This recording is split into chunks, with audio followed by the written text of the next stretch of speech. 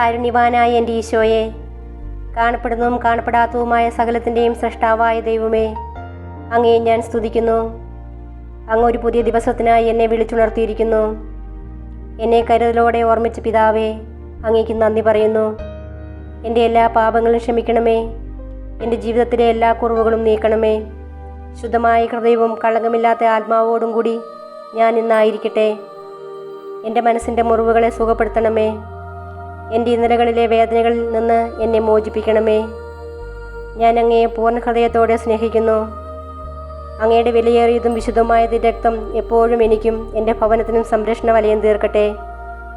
ഈ ദിവസത്തിൽ ശത്രു എനിക്കായി ഒരുക്കുന്ന എല്ലാ കെണികളും ഭേദിക്കുവാനും അങ്ങയുടെ കാരുണ്യത്തിൻ്റെ അനുഗ്രഹങ്ങൾ സ്പർശിക്കുവാനും എന്നെ അനുവദിക്കണമേ.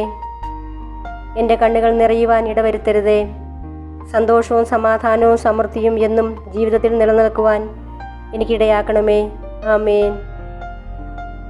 സുഭാഷിതങ്ങൾ 3-ാം അധ്യായം. ജ്ഞാനം നേടുന്നവനും അറിവ് ലഭിക്കുന്നവനും ഭാഗ്യവാനാണ്.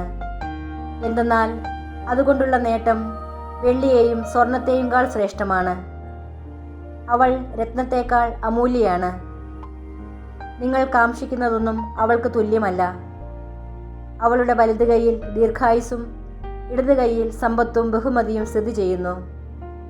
അവളുടെ മാർഗങ്ങൾ പ്രസന്നവും സമാധാനപൂർണവുമാണ്. അവളെ കൈവശപ്പെടുത്തുന്നവർക്ക് അവൾ ജീവൻ്റെ വൃക്ഷമാണ്.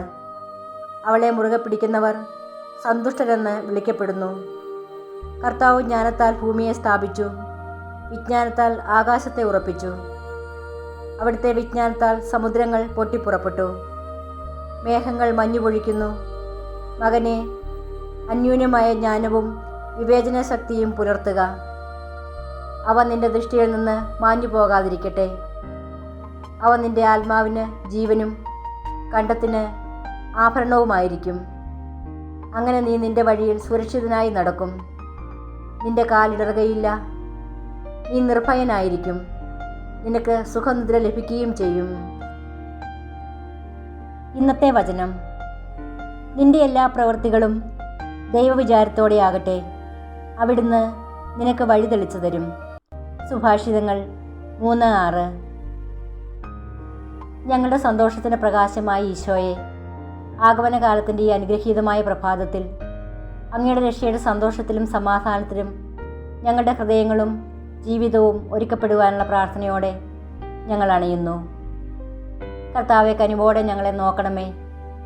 അവിടുത്തെ കൃപയാൽ സകലതും കടന്നു പോകുവോളും ശക്തിയിലും ശരണത്തിലും അങ്ങയിൽ ഞങ്ങളെ കാത്തുകൊള്ളണമേ.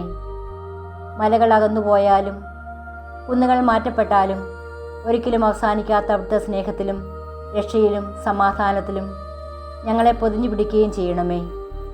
ഉണ്ണീശോയെ, അങ്ങ് ഞങ്ങളുടെ സ്നേഹമായിരിക്കണമേ. ആമേൻ. അത്യുന്നതന്റെ മറവിൽ സർവശക്തന്റെ തണലിൽ പാർക്കുന്നവൻ ഭാഗ്യവാൻ, ഭാഗ്യവാൻ.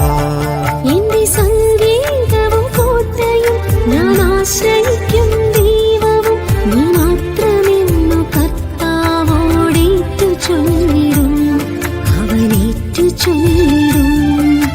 അത്യുന്നതന്റെ മറവിൽ സർവശക്തന്റെ